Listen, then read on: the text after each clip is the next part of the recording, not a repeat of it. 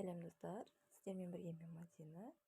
Бүгін неліктен бас ауырады, соның себебін анықтаймыз. Видеоны соңына дейін көріп, лайк басып тіркеліп кетіңіз. Ең алдымен витаминдардың жетіспеуінен болады. Фолий қышқылы және де В12 витамині жетіспеушілігі бас ауруына себеп. Фолий қышқылы брокколи, шпинат, спаржа, асқабақ, сәбіз, қызылша, авокадода көп мөлшерде кездеседі. В12 тауық жұмыртқасында көп мөлшерде кездеседі.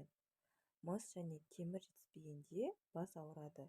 Темірдің орнын толтыру үшін теңіз қырыққабаты, күнжіт, асқабақ және пісте дәні, укроп, көкпияз, салат жапырақтары, бұзау бауыры, яғни сиыр бауыры жиірек тұтыну керек. В6 витамині мөлшерден аз болса да үнемі бас ауырады.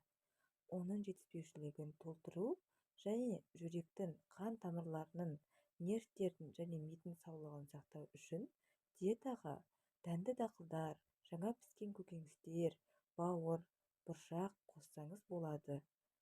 Д витамин жетіспеушілігі де бас ауруына себеп.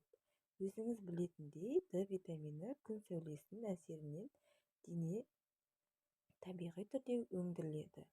Ал қыста оны тағамнан, атап айтқанда бұршақтардан, теңіз өнімдерінен, жұмыртқадан және сүт өнімдерінен алуға болады. Сіздермен болған мен Мадина. Қандай да бір сұрақтарыңыз болса, комментарияға жазып кетсеңіздер болады.